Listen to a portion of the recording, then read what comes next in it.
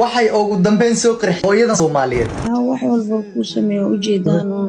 gabadhaadi aad isku iga farxiya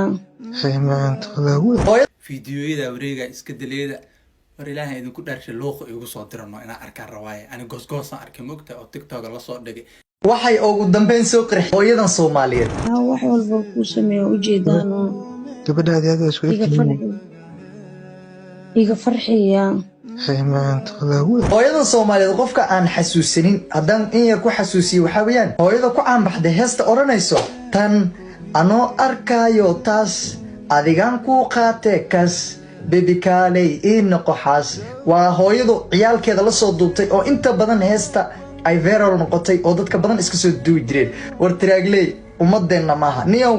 hooyooyinkii taa way idinka baxsanayn hooyadan waa hooyo da' ciyaalkeeda ay farxad siinaysaa waxa laga yaabaa in lagu furo ciyaalkeeda waxa laga yaabaa inay waxba u haynin balse TikTok-gaas ay ka soo qalqayliyaan farxad ay siisaa TikTok-gaas ay waqti ku siisaa idinkiina intaad luuqa u gasheen oo aad shukaansateen baad soo qaabiseen inna lillahi wa inna ilayhi raaji'un hadalkay oranayso waxa weeyaan wax walba waan ku qabtee anigana iga farxi macnaha waxa weeyaan lacag isii lacag bay doondoonaysaa waxyaabaha ay sameynayso lacag darteeda bay u sameynaysaa balse Soomaalidu naxariis ma laha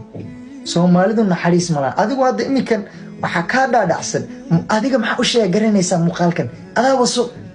anigu maanta muuqaalkan waxa hooyada ku dhacday haddaan soo qaadan waayo oo adiga aad ku baraarugi wayso oo adiga aan ku sheegi waayo xogta iyo sida u jiraan berrito hooyo Soomaaliyeed oo kale godkan ay hooyadan ku dhacday berri ku dhacaysa middan way dhacday Soomaa middan waa mid dhacday bas waxa la doonayaa midda soo socoto in aan ka hortagno sidee ugu hortagi karnaa waxaan ugu hortagi karnaa in wax walba iyo sida u jiraan aa ogaatid marka hore kadib aad ka hortagi kartaa war Soomaaliyeed qof la soo qarxiyo maanta iyo shalay ugu horeyso boqolaal caan magaalkeena la joogan maanta ayaga naga laandheeraysan ayaga ma taqaanaa war xanduf bay wajiga kaaga tufayeen muuqaaladooda baa Telegram buuxaan dadkaas baa jira marka hooyo waxaan ku leeyahay middan kugu dhacday waa mid kugu dhacday saxan ka codsanaya waxyaabahan hooyo walbo oo farxad u doondoonayso ilmaheeda oo media ku jirto yaysan ku dhicin dhiiqadan yaa lagu halagin oo gabadhan walaasheena ku dhacday maanta waxaan ku leeyahay walaal waa ka soo kabanaysaa wax weyn maaha muuqaal adigoo qaaban adigoo ma taqaanaa meelaha lagu wareejinayo ma doonayo maanta inaan soo qaato halka keeno aniga aad baa idin salaam waxaan idin ka codsanayaa waxyaabahan camalna inaa iska ilaalisiin thank you waraa idin salaamay wallahi billahi tallahi Soomaali horta umad ma ahan ma fahanteen ilaahayna ma aragtaa ma ka cabsataan haddana maamooyinkii in ma aragtaa la soo qarxay maala bilaab laakiin maamaadna maxaa kugu kalif iga farxi iyo waxaan loo jeedo iga farxi kula iga farxi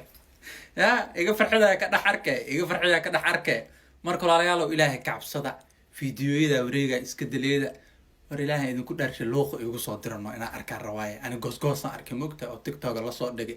iga farxi la arkay ma fahanteen looqa igu soo dirano fiidiyooga kaamil inaan arkaan rabaaye hal mar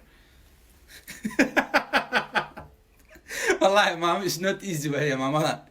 إيجا فرح كلها إيجا فرح معانو كلها لا حول ولا قوة إلا بالله